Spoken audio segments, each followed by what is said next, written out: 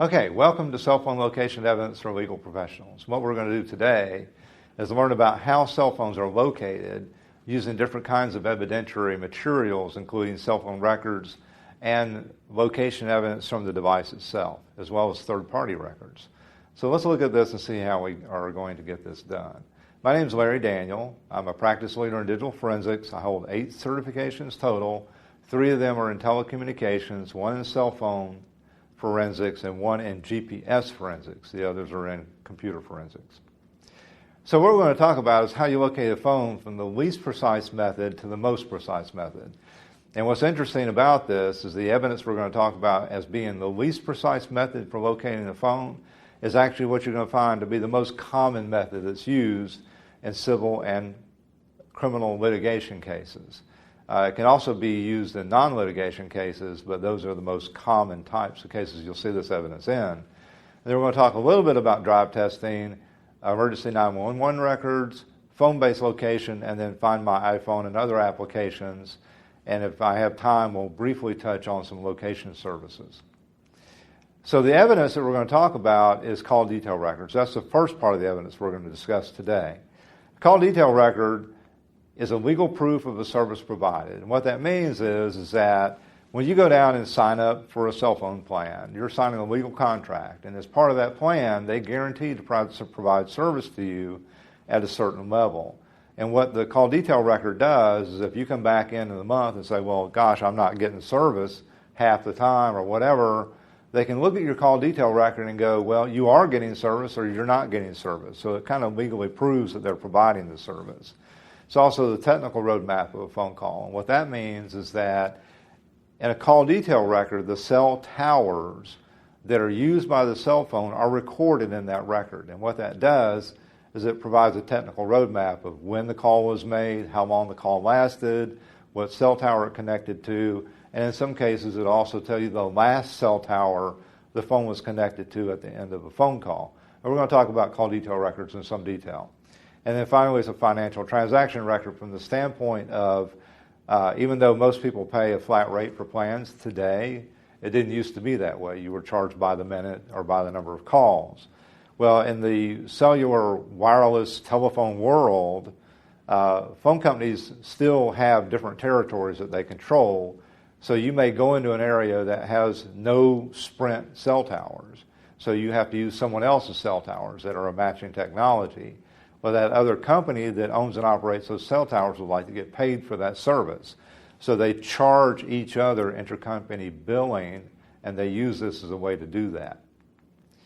So how do you get call detail records? Well, the account holder can request the records via a certified or notarized letter. It used to be that you could get them this way. The phone companies are becoming less and less accommodating, if you will, and sometimes they won't give you anything through that method, or they'll send you to their online portal and say you can just go download your records, but you're not going to get the level of detail that you need for location purposes in that situation. You may get the phone records that are good enough to know when phone calls are made. And in many cases, especially motor vehicle accident cases, that may be all you need. You also get them via subpoena, so you can, if you have subpoena power in a case, you can subpoena the company directly. And in civil cases, there's no protection, no privacy protection, so you can go ahead and just subpoena those records from them, and they should comply. In criminal cases, if you have subpoena power, it still works the same way. And actually, there's an important Supreme Court case we'll discuss very briefly later on that is dealing right now with whether or not call detail records are protected under the Fourth Amendment. And then how you get them via discovery, we're going to talk about that a little bit. And then if you need any kind of specific subpoena language to get something from a carrier, we provide that for free. All you have to do is call us and we'll email you the language. So how are these used? Well, they associate a phone call with a cell tower. That's the most important part of cell phone location purposes that are used, call detail records are used for. So if you have a call detail record, it will tell you what cell tower carried a phone call or what was used for that phone call. There's a lot of talk about pings out there. People say, well, the phone pinged the tower at this time. Well, when you're using a cell tower to make a phone call, it's not pinging that tower. That's not a ping. A ping is more associated with you're actually actively pinging a cell phone for location, which is an E911 situation, or you are, phones do communicate with the network every few seconds to make sure the network knows where they are and that the cell phone is alive. And those are the pings that most people, I think, are trying to talk about, but those are rare to get, so you don't actually get those. They don't last very long. Finally, you can use it to show connections between phone numbers, so who's calling who and how often are they calling them. That gives you the frequency of connections. So if you're dealing with a case that involves, was somebody trying to get someone else to do something, or they were trying to persuade someone to do something, or if you're in a RICO-style case and you're trying to figure out who the ringleader is, a lot of times these frequency of connections will come into play. Or if you're in a family law case, like a domestic case, and you're trying to determine, who is talking to who, or whether or not someone is cohabitating with someone in a particular area, then you can use the records for that as well. So they also show user activity. So was the user actively using the phone? Were they not using the phone? Were they sending text messages and so on? So they contain voice call activity. That's the number one thing that call detail records contain. And that voice call activity will include valid phone calls that can be used for location purposes, what we call invalid phone calls or non-usable records, which are network traffic records, or forwarded calls that may not contain any tower location information. Text message transactions are also in the records. Depending on the carrier, you may get them as a separate spreadsheet or as a separate type of record. AT&T is the only carrier that routinely provides text messages with tower locations for the tower that carried the message. And then you have data transactions. Data transactions are not very useful because they're not indicative of user activity, and they're also not valid for location purposes in the GSM network. So how are these used? The most common type of evidence, cell phone location maps. So call detail records are used to determine what cell phone tower carried a phone call, and if the evidence is available, it will also let you figure out what side of the cell tower or what sector carried that call. And we'll talk about that. But what's important to understand is that you cannot take a call detail record and triangulate a phone because it's not possible. So when people talk about cell phone triangulation in these cases, they're not using the term correctly 95% of the time from what I've seen. The only time you see triangulation is when you're dealing with emergency 911 systems that actually do triangulate the phone. And we're going to talk about that also. So this is, in fact, a tenuous relation to the cell phone's location. One thing that you got to take away is that when you're doing call detail record analysis and trying to determine where a cell phone is, you never know the specific location of the cell phone. What you know is the location of the cell tower that was used for the call. And then you can extrapolate from that a general location where that cell phone would need to be in order to use that cell tower. So this is not triangulation. Write that down somewhere. It's not triangulation.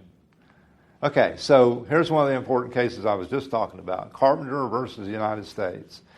This was set for oral argument in November, so it was argued. They have not ruled on it yet as of this taping time. So this is basically going to determine whether or not you have to have a warrant to get call detail records, because right now, call detail records, and I'm not an attorney, but call detail records fall under the third-party statute, which basically says that you voluntarily give up your location.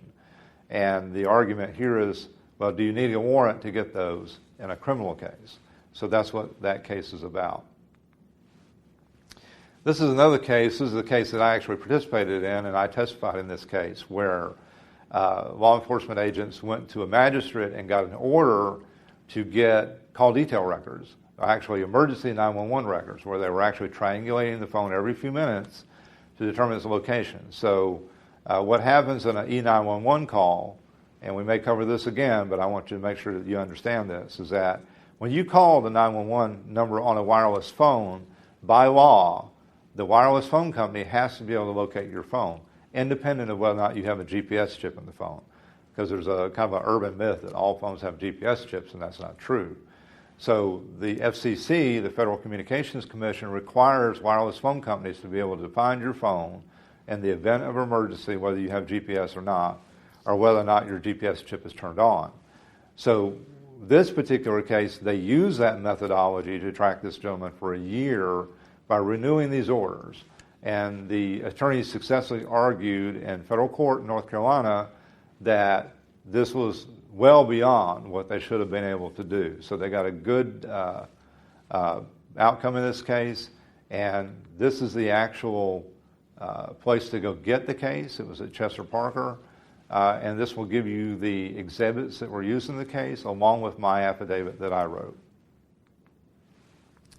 So one of the things that comes up all the time is call detail records retention, and this chart is valid for when it was valid. So these things change over time. Records can change. The companies can change their mind as to how long they want to retain records, because there is no federal law that requires them to retain records even for 1 minute. So they do retain records, but they retain those records for their own purposes. So for Verizon, for call history with cell tower locations, they're on a rolling 12 months. My understanding, and I'm trying to confirm this, is that AT&T has now gone from 7 years to a rolling 12 months. Sprint is on 18 months, T-Mobile is on 23 months, and US Cellular says they're on a rolling 12 months. So this means that if you need to subpoena call detail records and get the cell tower location information, you have to do it within that 1 year time span. Or if you're not going to be able to get subpoena power during that period of time and you think you may need these records in the future, I highly recommend that you send a preservation letter to the carrier and ask them to preserve those records. And when you do that, you can either ask them how often you have to renew that preservation. Sometimes it's every 90 days, or is it open-ended? For SMS or text message content, most of them don't retain these messages, the content of the messages, for any time at all. Verizon is 3 to 10 days. US Cellular says they're 3 to 5 days. It's always worth asking, but literally if you're not there, Johnny on the spot, and able to subpoena those records immediately, you're not going to get the content of text messages. And then finally, something called precision location, which is per call measurement data, or PCMD, real-time tool data, or RTT. These are Sprint and Verizon precision location data. And then NELOS, or NELOS, which is AT&T's precision location data. So these are range to tower information. And I know I can't explain this very well right now, but basically it says, the phone record or the network measures how far the phone is from a cell tower and records that information. That's, up to determination about how accurate that really is, but that location data is not stored very long in most cases. So if you wanted to get that, you'd have to get it pretty quickly. So let's talk about some call detail records. So just like the fact that no one requires a wireless phone company to retain a record for any particular time, they're also not required to put their records in any kind of standardized format. So every phone company has a different format for their call detail records. This is an AT&T record. So what we have here is multiple columns.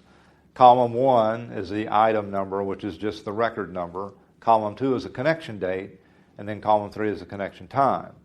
Then you have something called a seizure time, which is the amount of time it takes from the time you press send on your phone and the network recognizes you want to make a call until it connects on the other end.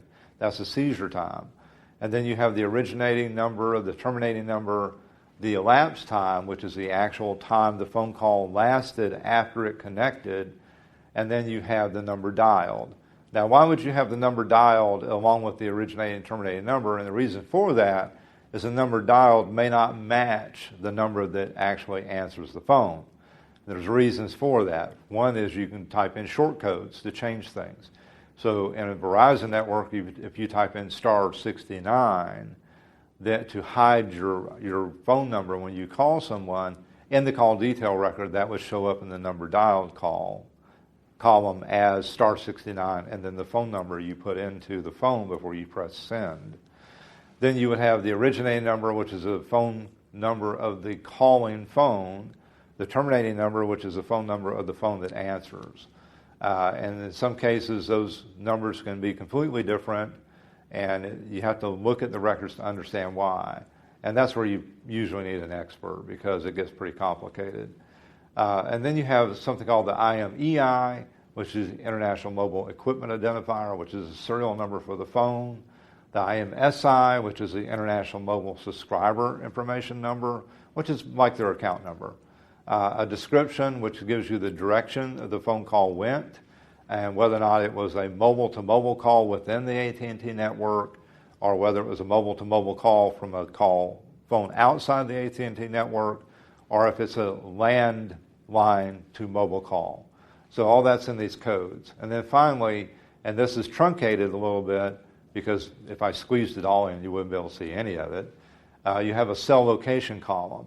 And this is unique to AT&T that they do it this way. And they give you a lot of information about the switch, which we're going to talk about later, and then cell tower designation. And then after that, they give you the longitude and latitude, and then they'll give you the sector direction or azimuth, and then finally the beam width, which is the width of the radio beam. So this is a Sprint call detail record. And what you have here looks different from an AT&T record for a number of reasons. One, they record things in a different way. Sprint and Verizon are on an entirely different technology than AT&T and T-Mobile, which also affects the kind of data they capture and how they record it. So here what we have is a calling number and a call number. So the calling number is the phone that originates the phone call. Call number is the phone that answered the call. Dial digits is whether they typed into the keypad prior to pressing send. A mobile roll number or MR number, and that's ROLE. So what roll is it? And that tells us if it's inbound, outbound, or if it's a forwarded call or some other designation, for instance, a network activity call, which would have nothing to do with the user of the phone. And then you have a start date and end date. So with the Sprint network, they start when you press send and the record and the network recognizes or starts connecting your call. That's the start date and time. That's the actual start date and time. And I want to go back and just talk about AT&T for a second. AT&T records are normally supplied in Universal Time Coordinate or UTC time. That means that for a AT&T record, when you request the records, whatever time zone you're in, they're going to return them in UTC, and then you have to translate that time to make it accurate to local time. And then you have to account whether or not the offset from UTC is in daylight savings time or standard savings time or standard time. And the Sprint and Verizon records, they are sent to you in the actual time. But that time gets a little complicated too, and we're going to talk about that when we talk about switches. So in the Sprint record, what we have, we talked about the mobile roll, start date and end date. The duration is in seconds. So a 316-second call is 5 minutes and 16 seconds. And then we have an NEID, which is a Network Equipment Identifier. In this case, it's 96. We have a repole number, which means the same thing as the NEID. It's just an older numbering system. And then we have the first and last cell tower. So with Sprint, which you don't have with AT&T, you get the last cell tower that was used. So in this case, we can see that the first cell tower listed in this record is 10561. And this stands for Cell Tower 561, Sector 1. And we're going to talk about sectors, so just kind of keep that in the back of your head a little bit. And then the last cell tower, which is the cell tower the phone was connected to when the call ended, is Cell Tower 561, Sector 2. So that's how we understand where that is. So how do we know where that cell tower is located and what direction 1 or 2 is? Well, we have to go to a separate list, which is the cell tower list. And that tells us that, in this case, NEID 96, cell number 561. And if we go look at the sector identifiers, what we have is sector 1 is an azimuth of 110 degrees. So the azimuth is just if you took a compass and laid it out, kind of like the face of a clock, and you start with 0 at noon, and you go clockwise around with the number getting larger, 90 degrees is due east, 180 degrees is due south, and going all the way around to 360, which is due north again. So in this case, we have an azimuth of 110, which is going to be a little bit more southeast than a 90 degree, right? And that's what that tells us about that. Then sector 2 is 210 degrees on the compass face. And you'll notice here that we have the same cell tower number. We have a second cell tower number, 562, which is not in our record, but that tells us where it is located. One of the things that's interesting here is that they give you the street address and the city of the cell tower. And then they give us a latitude and longitude for that cell tower.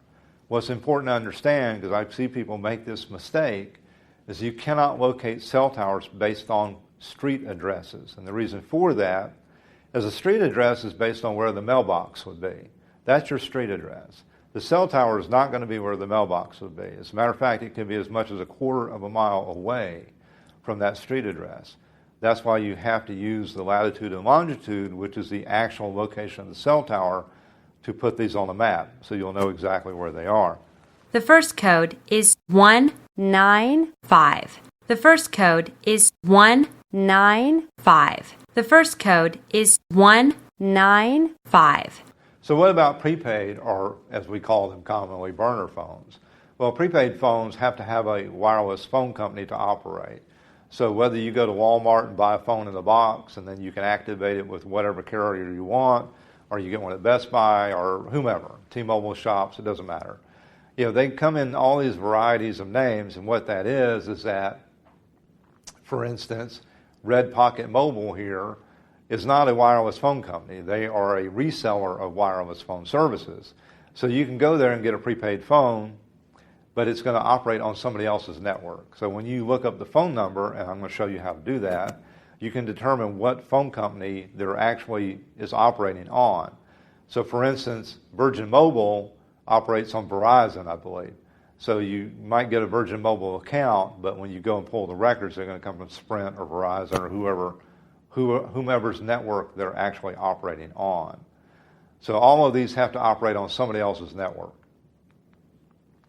So what are they exactly? They're prepaid phones. So that means there's no verification of identity. So the problem with a prepaid phone, especially if somebody says, well, I share this phone with a bunch of buddies, you can't really designate that phone to a person just by looking at the subscriber information, because for one thing, that subscriber information may be no more than, hey, Mickey Mouse at some made-up address, because you don't have to put anything in there that's valid. So how do you get the records? You have to request them from the cell phone company that operates the wireless network. So we can get the records by finding out who the carrier is by going to phonefinder.net. And as you can see on the slide, it's spelled all funny. But when you get there, you can type in the phone number, because you want to search by phone number, and it will tell you who originally owned that number. So if you type in that number, it may come up and say, well, Sprint owned this number.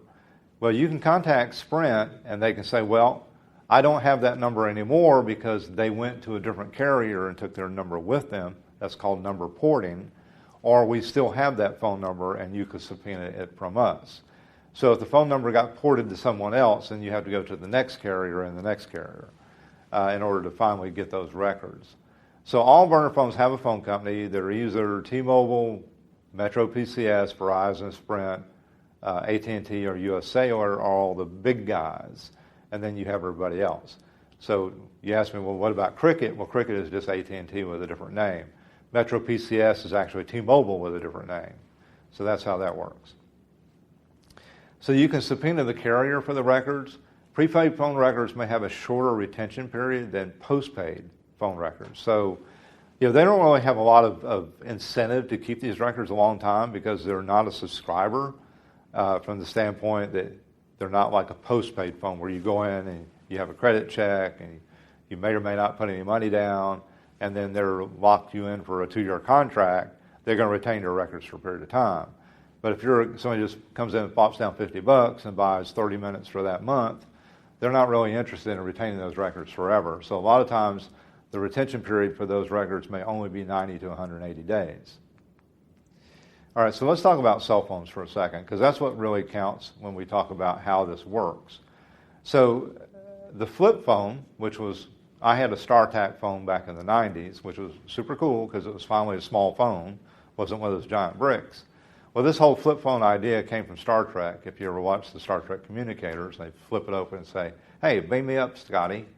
Well, that's where this design came from. The guy at Motorola who invented the flip phone got his inspiration from Star Trek. And the newer form of these phones, because the original phones were nothing but phones. That's all they could do. And then finally they got around to where you could do text messaging on the phone, and then finally some small applications. Texting on these old phones was quite the chore because you have to, like if you want a C, you got to press 2-3 times to get a C. So that was very laborious. New phones are literally computers. That's what they are. They're just as powerful or more powerful than a lot of actual computers now. For instance, an Apple iPhone 10 operates on a very powerful processor. It's very fast. It has a lot of memory. So if you took an iPhone 10 with 128 gigabytes of RAM and compared it to a computer made 15 years ago or even 10 years ago, it's actually more powerful than that desktop computer would be. As a matter of fact, a handheld phone today is more powerful than a Cray supercomputer from the 1980s that costs over $1 million. So that'll give you some idea of just how much power and computing power you have in your hand. These new phones, there's over 500,000 applications on the iPhone, on the Apple Store. Google Play probably has close to that now. Even the Windows Store has a lot of mobile apps. So there's a ton of applications. And one of the things that we run into as experts who do cell phone forensics and do cell phone location is, well, what's going on with the phone today? How are they navigating? Can we get information from a navigation app from the phone? And the answer is yes. So I use Waze, W-A-Z-E, for navigation. So you can look up my Waze history by downloading my phone using a cell phone forensics software like Cellbrite and get all my Waze navigation. All right, so how does a cell phone actually work? Well, this is the important part for this presentation. So when you turn your cell phone on, it has to tune to a particular channel known to that cell phone and starts to listen for a registration channel. And what happens is that it will pick up that registration channel and it will register with the network. So at the end of the day, though, what a phone really is just a very fancy walkie-talkie. Because as a phone, you're just talking on it, right? Hello, how you doing? Well, you got to have two channels for that. One to send your voice out and one to receive somebody else's voice to you. So two of your radios in your phone are voice transmission and voice reception, just like two radio stations and two microphones. What's important about this to know is that if you've ever experienced where only one side can hear the conversation, it's like, hey, I can't hear you, you've dropped one of those two radio channels. It just means you're in a poor reception area. So on Power Up, as I was talking about, it tunes to a known frequency and starts to listen for a registration channel. And what's the reason for that is that in order for you to use your phone on the network for anything other than an emergency phone call, you have to have a paid-up subscriber account, whether you're basically prepaying for minutes or post-paying for a prepaid plan or postpaid plan. So this is when the network talks to your phone, gets its ID number, registers it with the network, and then says to the phone, hey, you have a paid-up account, you're allowed to do data sessions up to a certain number of megabytes, and you can send text messages and make phone calls. Now, what's interesting about that registration part is that for emergency 911 calls, you can take a phone that has no account with anyone. It can be a brand new phone fresh out of the box, or it can be a phone that has been donated to a battered women's shelter with no subscriber. Well, if you press 911, that emergency button on that phone, by law, that phone has to be able to make an emergency phone call, whether you have an account or not. And what it will do is it no longer, since you don't have a subscriber account like with Verizon, for instance, that phone may hook to a Verizon tower or a Sprint tower or a Metro PCS tower because it doesn't care. It just has to hook to any tower that has the same technology, and it will send that 911 message to the call center. So that's how that phone works. So you don't have to have an account to make an emergency call. So how does a phone choose a tower? And this is what comes up in every case that I deal with. So the phone is going to pick a cell tower that gives it the best quality signal. And that is usually the closest cell tower to the phone physically. Now, there's a lot of caveats to that. And I'm going to tell you a lot about how that selection process operates today. And I want you to understand here that from a litigation standpoint, I can give you lots of things that affect how a phone chooses a tower. But what you have to do is deal with what the evidence is that you have. And the evidence is going to be the call detail record that shows which tower was selected. It does not show why that tower was selected. So it won't tell you that, well, I picked tower A because tower B was too busy, and so on. So for one thing, if a phone is equidistant between two towers, it can pick either tower because it doesn't really matter. As a matter of fact, if it's equidistant between two towers, you can kind of figure out that it just doesn't matter because the position of the phone will be the same relative to the cell towers. So what other things come into play? Well, organic materials like your head, trees, leaves on trees, Godzilla here, or organic materials absorb radio waves. And that means that if you have a large occlusion between you and a cell tower that is weakening that radio signal, then it may have a better view or a clearer line of sight to another cell tower, in this case the orange one. So it would ignore the green cell tower and pick the orange cell tower just because it's getting a cleaner radio wave. But again, even though from looking at this slide, we know it's closer to the green cell tower, the call detail record doesn't tell us anything about that. So we have to go with, well, what tower did it actually use? The other part, and I want to stay on this slide for a second, is that non-organic materials like buildings and billboards and anything that is reflective of radio waves, because non-organic materials or inorganic materials reflect radio waves.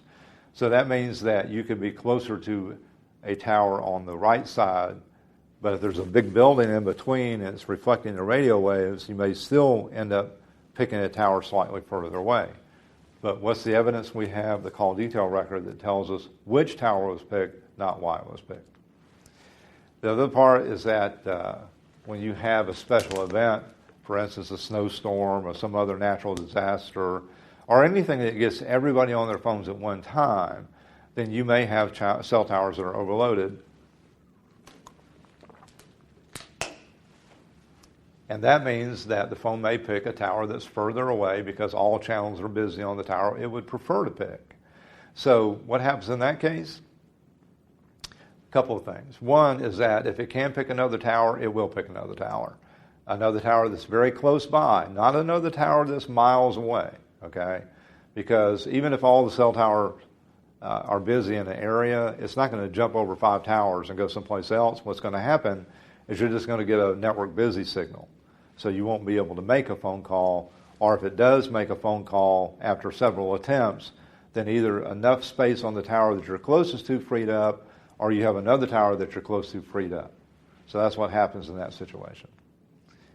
In handoffs, when you're moving around, one of the things that the phone companies strive to do is to not have you drop your phone calls because you're driving around in the city or even driving around the country.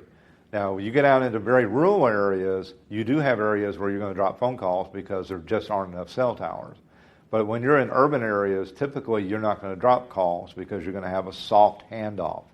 And that means that in between, as you're moving away from a cell tower and getting closer to another cell tower, kind of like if you have a street light here and a street light there, you kind of get in the middle and they're both kind of covering you, but you would stay kind of in a radio wave standpoint with the first one. But as you get closer to the next one and that light becomes brighter or that radio signal becomes stronger, your phone will then select the next tower. But here's the interesting thing about that I want you to understand is that your phone selected the initial tower, but when the handoff time comes, In the GSM network, which is what AT&T is, and T-Mobile, GSM stands for Global System for Mobile Communications. What you're going to have there is the network's going to make that decision. The phone's now too busy because it's in a phone call. In Verizon and Sprint, which is a different technology, then the phone and the network together make that selection. So how does the cellular system actually work? Well, most of us, when we think about the cellular system, if we think about it at all, we think about cell towers because that's the visible part of the network. It could be something on top of a water tower like this one at the beach that I took, one that's hidden in a billboard or inside of a church steeple. You can even have a cell tower that's inside of a flagpole, and you would never know it's there because it's covered up with a metal casing. You also have them disguised as trees or as cactuses on the sides of buildings and so on. So these are the radio antennas. This is what you're seeing. So that's the cell tower part. The cell site part, which is what the proper term is the radio antennas that are connected by these thick cables down to some equipment at the bottom of that tower, like this. And it shows you that you have a piece of equipment down there that controls all the radio traffic for that tower within its footprint or range, okay? So it handles incoming and outgoing radios or phones that are coming into that radio cell tower's range. And then it allows you to connect, and it maintains your phone call while you're in the range of that cell tower. So those antennas that we talked about are usually divided into three sectors. So you have a sector that points in one direction, another that points in a different direction, and a third one that points somewhere else. Cell towers now can have from 0 to 6 sectors, and in certain circumstances they can even go up to 9 sectors with the newer technology that's coming out with 5G. But what we typically have, the most common configuration is 3 sectors.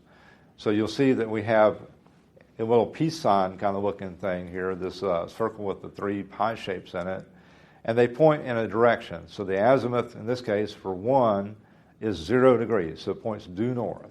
2 is 120 degrees, so it points southeast. And then the third, in this case, is 270 degrees, so it points southwest. So the sector layout is not restricted to any particular direction. And the reason for that, and I've had this come up in court before, is that cell towers don't have a standard configuration. Every cell tower, and even every sector of every cell tower, is individually configured to match what the carrier needs that cell tower sector to cover. So this is a cell tower, and you can kind of see that it's got 3 little beams of light coming from each of the antenna, pointing each in different directions. So if you think about it, it's kind of like having a light pole with 3 floodlights on it. And you can take those floodlights and tilt them up and down to cover areas around that cell tower, that fake cell tower you just made with the light bulbs, and you can determine where they go and how much area they cover. So cell tower coverage is a big issue when we talk about locating cell phones using cell tower information. So let's talk about that. So the size of the coverage is determined by the number of subscribers in the area that need to be served at peak times. So if you're out in the very rural Midwest, maybe Pawnee, Kansas, for example, the cell towers out there are 10, 11 miles apart. So that's a huge area that they cover. So you can drive for 6 or 7 miles before you switch cell towers, or you may not be able to switch cell towers, but they're very far apart because they don't have very many subscribers.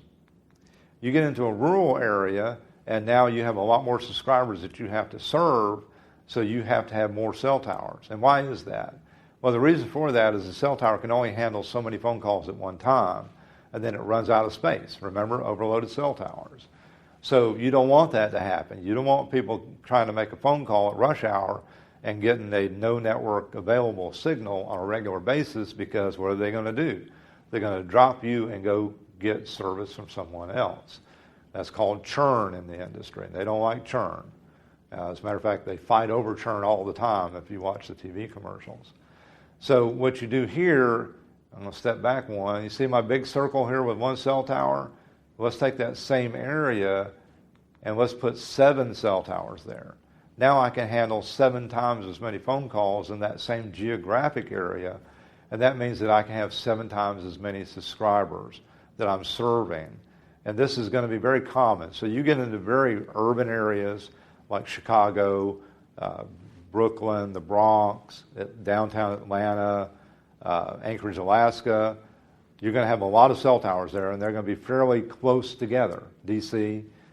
So you're not going to have a cell phone call that connects to a tower in D.C., for instance, that is 5 miles away, because cell towers are much closer together. So you can typically say, well, if it connected to this tower, it's going to be within so many miles of this tower, maybe a half a mile or whatever, and you have to determine that by all the cell towers in the area. So one of the things that's still a practice that should not be a practice, and that's using these pie shapes that looks like a wedge. The law enforcement agencies and some civil examiners still use this wedge. I have some case law in this presentation that shows you that this wedge is not an accurate representation of the cell tower coverage. And if you look at this little diagram here, you can see that dark blue area is nothing like a pie shape, and the light blue area is nothing like the other 2 pie shapes. It extends quite a bit further out, and there are some cases where it doesn't go as far. So it's very important to understand that these are not an accurate representation. And even though people will say, well, it's an accurate estimate, it is not an accurate estimate, as you can see here. So how far can a phone be from a tower and still make or receive a phone call, practically speaking? Well, if you look at the theoretical distance, it can be a long ways. In GSM, it could be 22 miles away. And the CDMA network, Code Division Multiple Access, Sprint Verizon, it can be 35 miles away. But that assumes a lot of factors. It has to be a perfectly flat earth. The cell tower has to be 300 or 400 feet tall at maximum radiation power. It can't be any other cell towers in the area, and so on and so forth. That's the theoretical distance. The practical distance is limited by the terrain, any ground clutter like buildings or trees or things like that, the proximity of other cell towers on that same network in that area. Now, why do I say same network? Because if you're on a Verizon network and there's a bunch of AT&T towers in the proximity, they have nothing to do with your phone call. So they don't have any impact on how your phone chooses a tower. The signal strength, the cell phone being used, some cell phones are better than other cell phones. Even the kind of case that's on a cell phone can impact how far it can be from a cell tower. So if you put a case on a cell phone that limits the radio wave reception, it has to be closer to a cell tower. And the list goes on. So there's a lot of things that have an impact on which tower is chosen by a phone. All right, so I want to speed up a little bit here because we're going to run out of time. So this is the real world issues. You have all these things that impact when a phone can or cannot connect to a tower and whether or not it will choose one tower over another. So all these things, like man-made obstructions such as buildings, organic things like hills and mountains and trees, weak signal due to distance, and so on. This is a radio frequency engineering map from AT&T. And if you look at this, just look at the yellow one because it kind of sticks out. And you can see that the yellow piece extends quite a bit of ways away from that cell tower. And if you drew this as a little circle around this, it would not be an accurate representation of how far those radio waves are going. So I'll talk about switches just briefly. A switch is basically a way of designating a group of cell towers. So a switch is like Mr. Smith's math class, and you got a student in there named Larry, like me. And then you have Mrs. Jones' English class, and they have another student in there named Larry.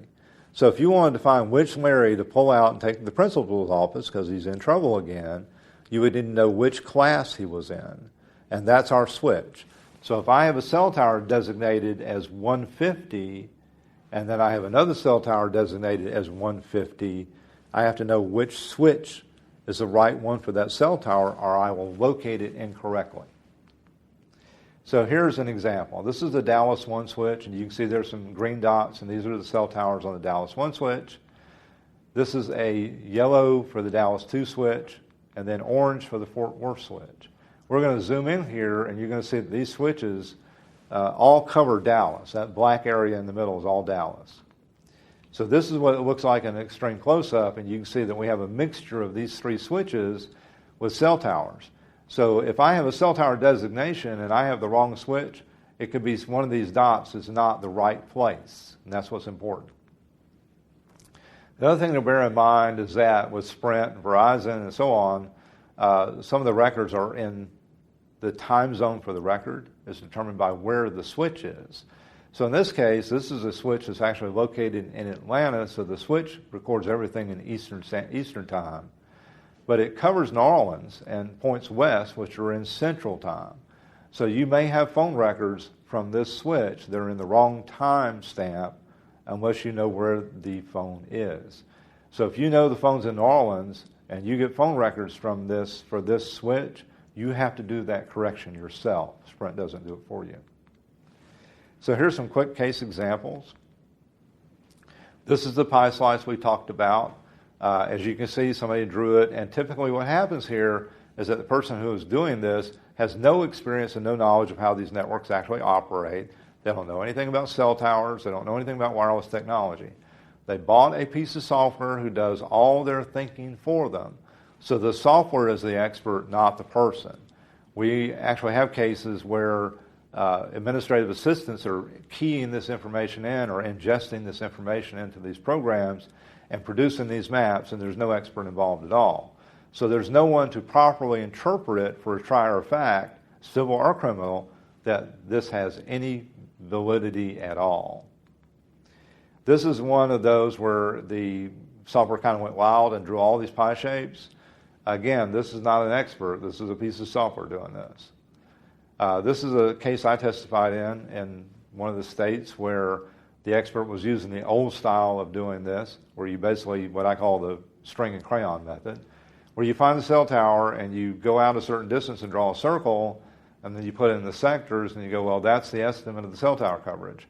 The problem here is that the estimate, even under that old style of doing this, the sector's too big because it goes all the way to the next cell towers. It should only go about 70% of that distance. The other thing here is that the icon for the crime scene covers 6 city blocks, so it's not very accurate. So when you draw it in the way it should be done, the crime scene is not even covered by this cell tower, which kind of impacts how this should be interpreted.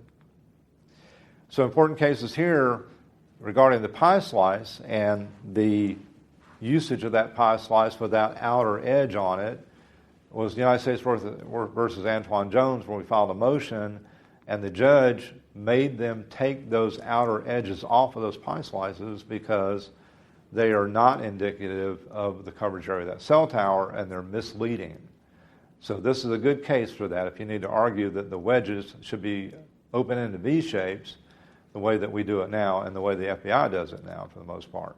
So this is the way I draw my sector layouts, and you can see that we have a V, an open-ended V, and it just shows you the direction of the radio waves, because we don't know how far those radio waves go. So we can only tell you the direction. I can tell you they won't hop over towers, so I can give you some estimation of where that would be, but I can't tell you precisely where they end.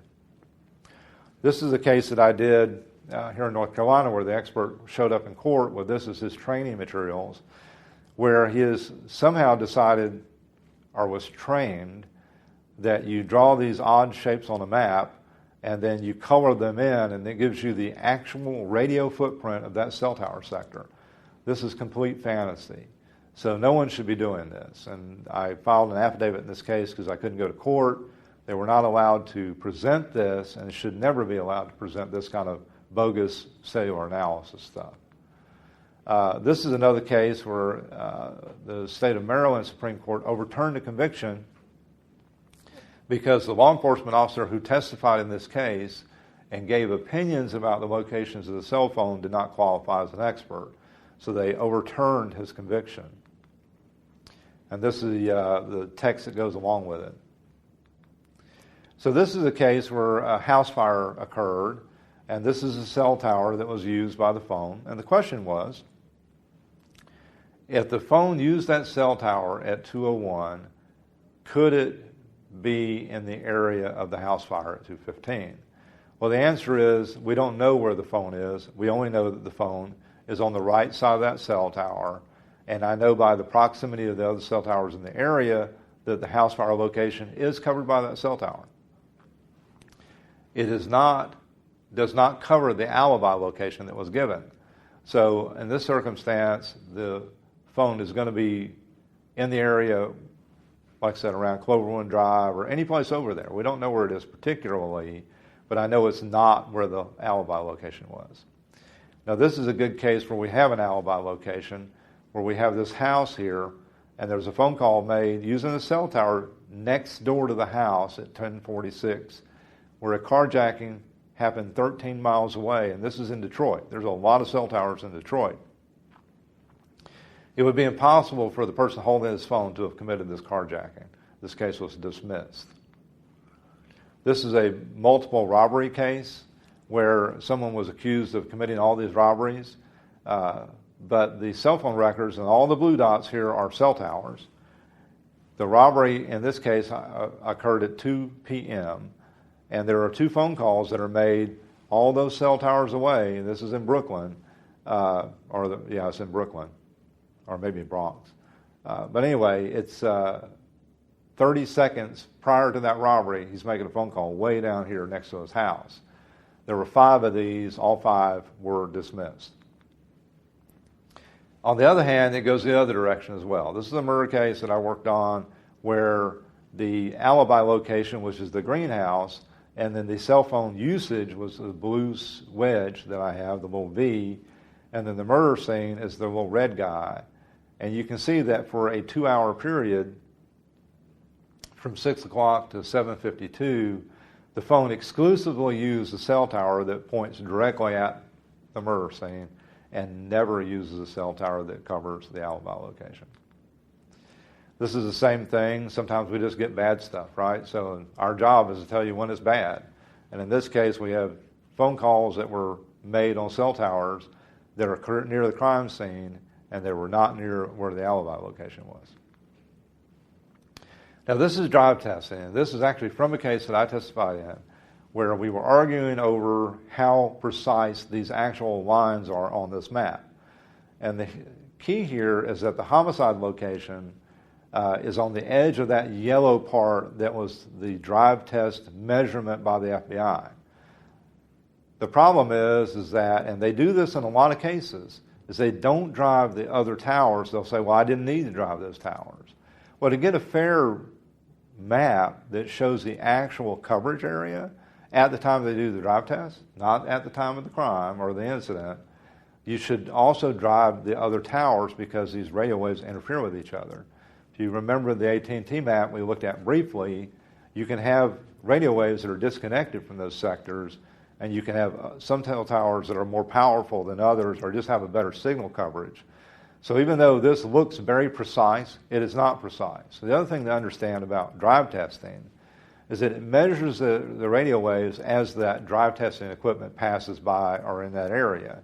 However, if you ever stand in one place, you're going to learn something important about drive testing, and that is watch the little bars go up and down on your phone. What that means is that radio waves are not static, they're dynamic. So even though these lines look like, well, we have a precise measurement of where the phone will have to be and use that cell tower, that's not true. Because if you drove this again a few days later or a month later or a year later, those maps would not match that exactly. As a matter of fact, if you left the drive test equipment in one place, you would actually see that go up and down. All right, but this is not what they present in court.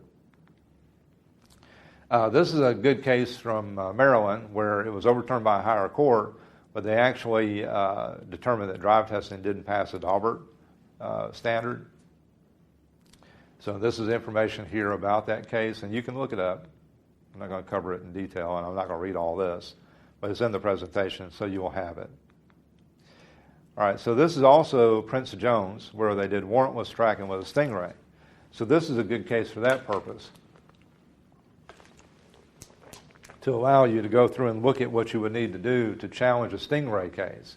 And Stingray is a device that allows them to track a cell phone by intercepting the signal and forcing the phone to use that Stingray device to pass through that signal so they can kind of locate where it is. This is heavily used in fugitive cases. if they have some idea of where the fugitive might be, because the Stingray is not a limitless range. It has to be pretty close to the phone. But if they can get some idea where the phone is, like using a call detail record that's given to them in real time, because they can do that, so the minute somebody makes a phone call, the phone company will say, hey, they use the cell tower, so they can take the Stingray over into that area and start looking for that phone. So that's the way that works. So this is a Fourth Amendment violation using the Stingray. And again, you can look this up. I'm not going to read all this text to you because we don't have time. Now, this is an interesting case, and this is Wi-Fi location from the phone itself. So as you drive around and your phone says to you, hey, I see this wireless access point, would you like to connect? It records that information in your phone. So it records the GPS location of that wireless access point. In this case, we had a gentleman who said, well, I was not in this neighborhood at all during this period of time when this murder occurred.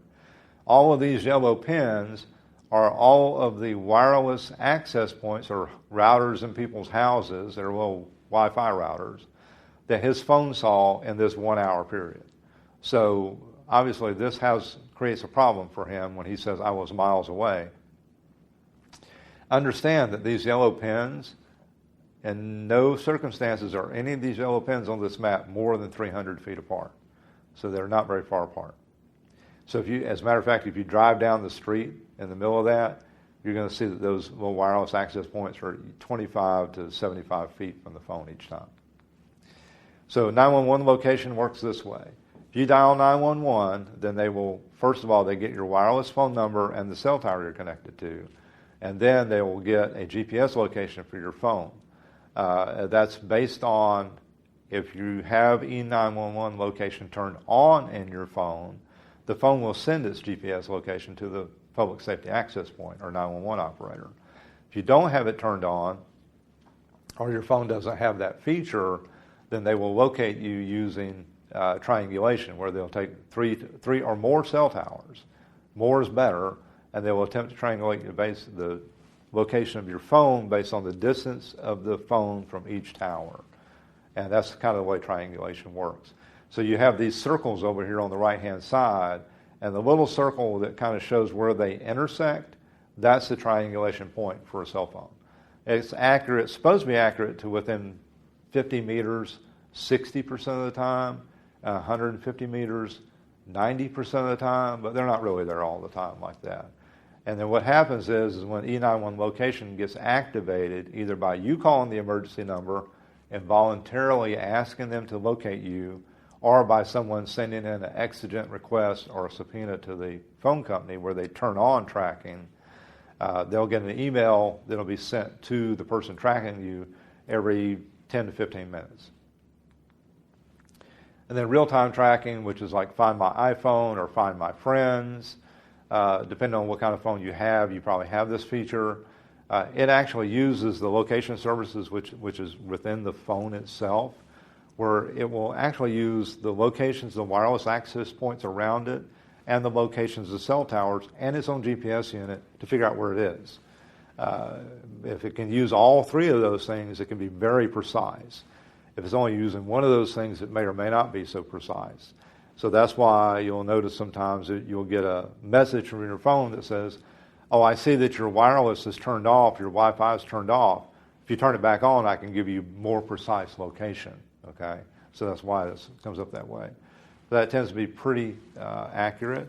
If you're trying to track somebody in real time, log into whatever their account is, whether it's a Gmail account or an iCloud account, and you can turn on this location tracking and see it. You can actually see that phone moving around, and you would be able to record that. You can also get those records after the fact from Google by subpoenaing Google location services. The second code is 927. The second code is 927. The second code is 927. So anyway, continue to talk about 911 location or real-time location services using the phone device itself. Your phone is constantly locating itself. This is considered a commercial feature so that they can say, hey, you're next to a coffee shop or things like that. And what they actually do is track your locations that you go to on a fairly regular basis. And it may even come up and say, hey, you visited this coffee shop multiple times. Would you like to go back? It's nearby. Or they're running a special, so they can send you advertising. So this is all part of how cell phone location works. And it's actually quite a bit more than this, but this is all we can squeeze into an hour. So these are the books that we've written, the cell phone location